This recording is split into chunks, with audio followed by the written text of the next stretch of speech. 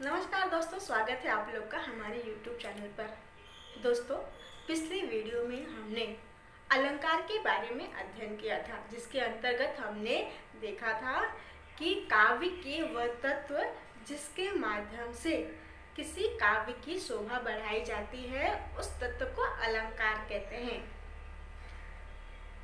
उसके अंतर्गत हमने शब्द अलंकार के बारे में विस्तार से अध्ययन किया था।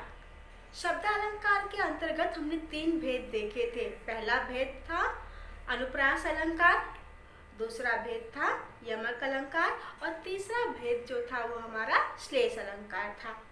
अनुप्रास अलंकार के अंतर्गत हमने देखा कि एक ही वर्ण की आवृत्ति बार बार होती है, अर्थात एक ही अक्षर कविता की पंक्ति में बार बार आते हैं, तो वहाँ पर अनुप्रास अलंकार होता है।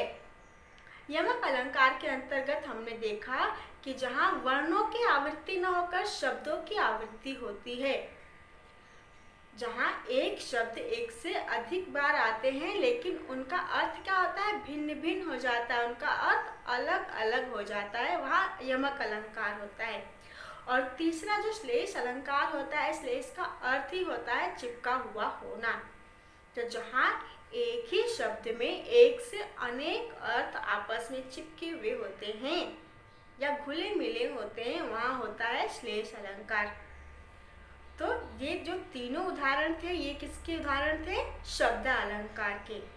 आइए आज हम अर्थ अलंकार के बारे में विस्तार से अध्ययन करते हैं। आइए सबसे पहले हम अर्थ अलंकार के भेद देख लेते हैं। अर्थ अलंकार के भेद में पहला भेद है उपमा अलंकार, दूसरा रूपक, तीसरा उत्प्रेक्षा, चौथा अतिशयोक्ति, पांचवा मानवीकरण अलंकार। आइए अब इनका हम विस्तार से अध्ययन करते हैं। उपमा अलंकार।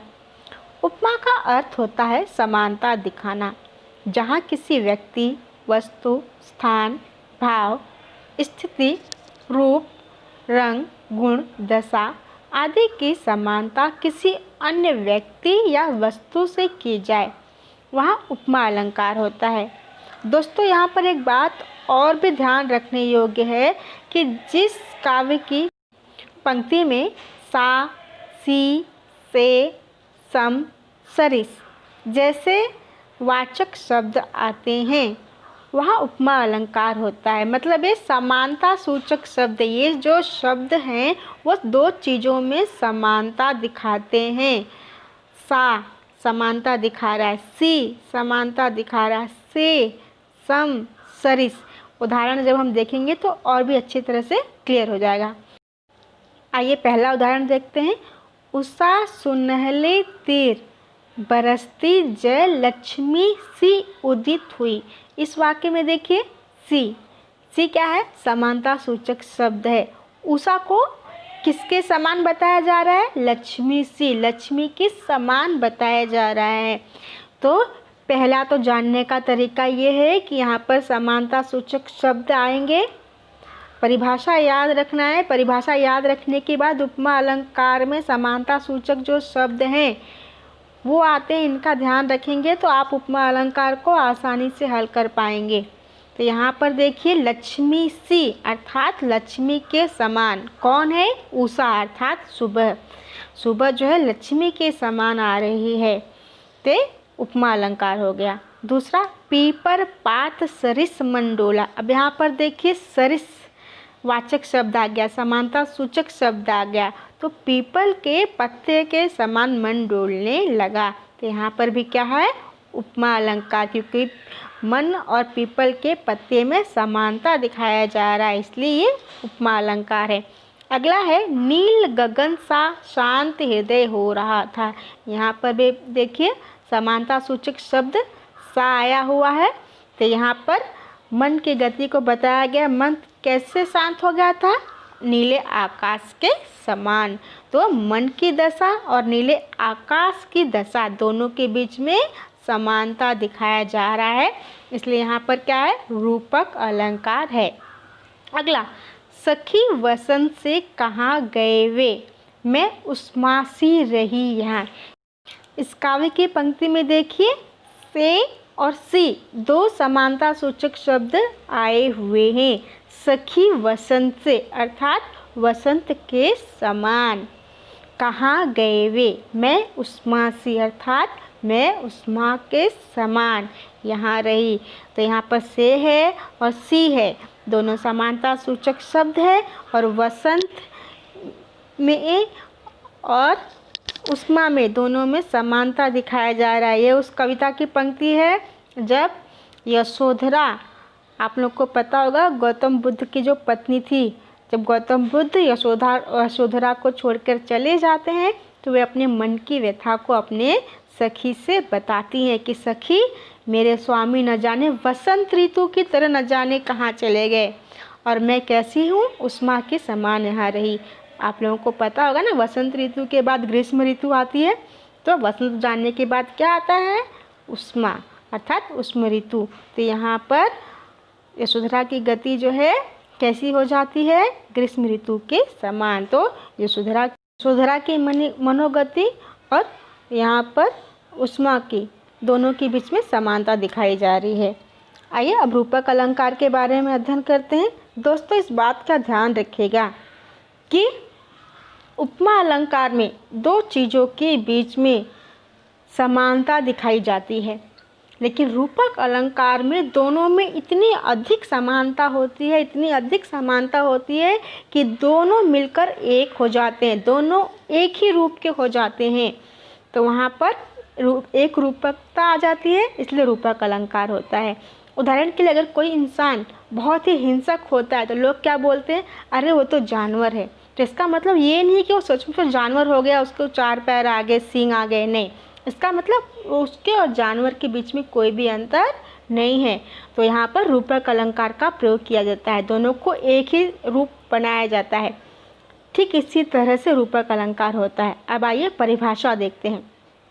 काव्य में जहाँ गुण स्वभाव में अत्यधिक समानता के कारण प्रस्तुत और अप्रस्तुत अर्थात उपमेय और उपमान के बीच अंतर न दिखाया जाए, वहाँ रूपक अलंकार होता है। मतलब जो चीज़ प्रस्तुत है, जो चीज़ सामने है और जो चीज़ प्रस्तुत नहीं है, जो चीज़ सामने नहीं है, दोनों को एक कर दिया जाता है, वहाँ पर रूपक अलंकार होता है। पहला उदाहरण देखते हैं। मैया मैं तो चंद्र खिलौना ले हो। यहाँ पर श्री कृष्ण भगवान के उस समय की लीला का वर्णन किया जा रहा है जब वो चंद्रमा को देखते हैं और अपनी माँ यशोदा को बोलते हैं, मैया मैं तो उसी चंद्रमा वाले खिलौना को लूँगा। तो यहाँ पर चंद्रमा और खिलौने को अलग अलग न कहकर दोनों को एक ही रूप बता दिया गया है। चंद्रमा उनके लिए एक खिलौना ही है। दूसरा है, पायो जी मैंने राम रतन धन पायो। तो यहाँ पर राम को दुनिया की जितनी भी संपत्ति है, धन है, उसके बीच में एक रूपता स्थापित कर दी गई है। मतलब जिस प्रकार व्यक्ति के लिए धन जो है, रुपया पैसा, वही सब कुछ होता है, तो यहाँ पर भक्त के लिए राम ही जो है रुपया पैसा धन संपत्ति है। तो राम और धन दोनों में एक रूपता स्थापित की गई है, इसलिए यहाँ पर रूपक अलंकार है। तीसरा, चरण कमल बंदो हरिराई।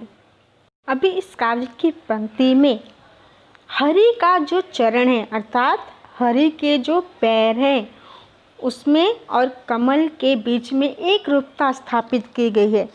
कवि कहना चाहते हैं कि जिस प्रकार कमल का फूल अत्यंत सुंदर होता है, कोमल होता है, ठीक उसी तरह से हरि के चरण भी उतने ही सुंदर और कोमल हैं। तो यहाँ पर कमल के फूल और हरि अर्थात श्री कृष्ण के पैरों के बीच में एक रूपता स्थापित की गई है, इसलिए रूपक अलंकार है। अगला, बीती विभावरी जागरी अंबर पनघट में डुबो रही, तारा घट उषा नागरी। यहाँ पर बताया गया है कि पनघट अर्थात आपको पता होगा जो तालाब पोखरे वगैरह होते हैं वो, और आकाश दोनों के बीच में एक रूपता स्थापित की जा रही है। यहाँ पर रूपक अलंकार है। ध्यान रखिएगा, उपमा अलंकार और रूपक अलंकार में कंफ्यूज मत होइएगा। उपमा अलंकार में दो चीज़ों के बीच में समानता दिखाई जाती है, रूपक अलंकार में दो चीज़ें मिलकर एक हो जाती हैं, एक ही रूप की हो जाती है, वहाँ पर रूपक अलंकार होता है। आइए अब अगले अलंकार की तरफ बढ़ते हैं। अगला है उत्प्रेक्षा अलंकार।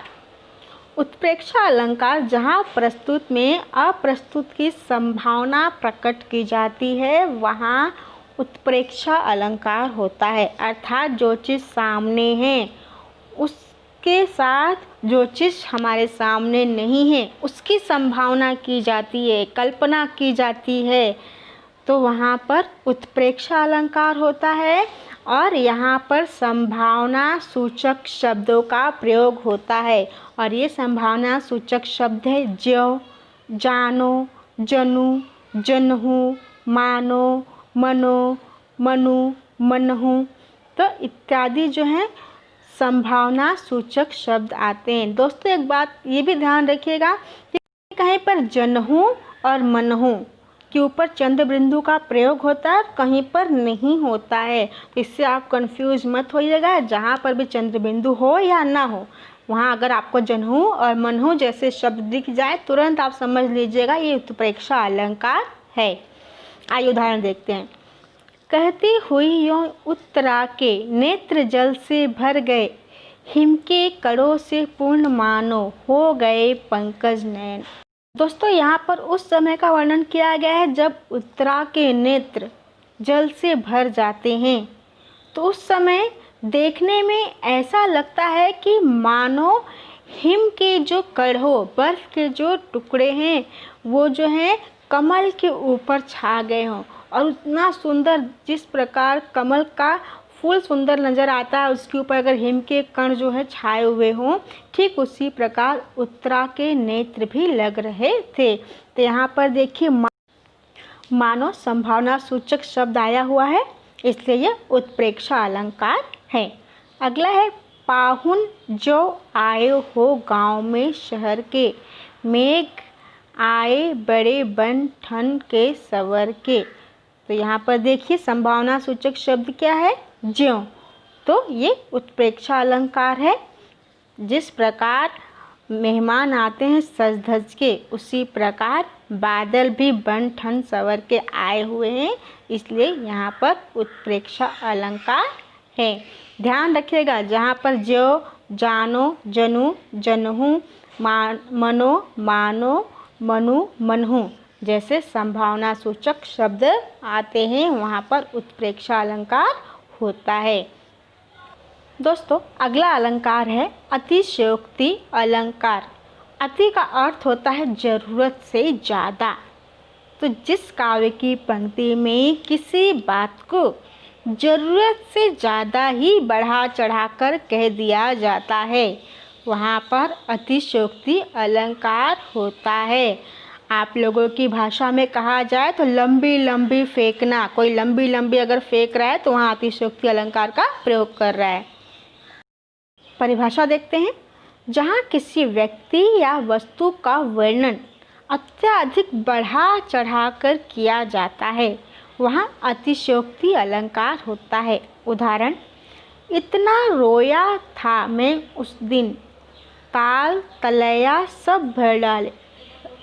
देखिए यहाँ पर अतिशयोक्ति, कोई इतना रो सकता है क्या कि ताल तलैया तालाब पोखरे सब भर जाए? तो इस बात को क्या कहा गया है, बढ़ा चढ़ाकर किया गया, इसलिए अतिशयोक्ति अलंकार है। दूसरा, पानी परात को हाथ छुओ नहीं, नैनन के जल सो पग धोए। दोस्तों यहाँ पर उस समय का वर्णन किया गया है जब श्री कृष्ण के प्रिय मित्र सुदामा उनसे मिलने आते हैं, तो भगवान श्री कृष्ण जो है परात में उनके पैर रखकर धोने जाते हैं, लेकिन परात के पानी से वो उनका पैर नहीं धोते हैं, बल्कि वो इतना रोते हैं कि उनके नैनों के जल से ही उनके पैर धुल जाते हैं। ऐसा हो सकता है क्या? लेकिन यहाँ पर अतिशयोक्ति अलंकार का प्रयोग किया गया है। अगला, बाढ़ नहीं पहुँचे शरीर तक, शत्रु गिरे पहले ही भू पर। यहाँ पर योद्धा की बहादुरी के बारे में बताया गया है कि इतने बहादुरी से जो है तीर मारता है, निशाना साधता है कि उसके तीर जो हैं शत्रु के शरीर के अंदर घुसने के पहले ही शत्रु गिरकर मर जाता है। इतना आतंक है उसके तीर का। अगला, हनुमान की पूंछ में लगन न पाई आग, लंका शीघ्र जल गई, गए निशाचर भाग। अब यहाँ पर भी देखिए अतिशयोक्ति का प्रयोग किया जा रहा है कि हनुमान ने जिस पूंछ में आग लगाकर पूरी लंका को जला डाली और वो उनकी पूंछ जरा से भी जली नहीं, ऐसा हो सकता है? नहीं ना। लेकिन यहाँ पर अतिशयोक्ति अलंकार का प्रयोग किया गया है। तो ध्यान रखिएगा, जब हम किसी भी बात को ज़रूरत से ज़्यादा मतलब जो संभव ना हो वैसा बढ़ा चढ़ा कर दिखाते हैं तो वहाँ पर अतिशयोक्ति अलंकार होता है। दोस्तों अगला है मानवीकरण अलंकार। नाम से ही पता चलता है मानवीकरण, मानव, मानवी से मानव, करण मतलब किया हुआ, जिसको मानव बनाया जाता है, मानव के समान बताया जाता है वह अलंकार। जहाँ प्राकृतिक चीज़ों में मानवीय भावनाओं के होने का वर्णन हो वहाँ मानवीकरण अलंकार होता है।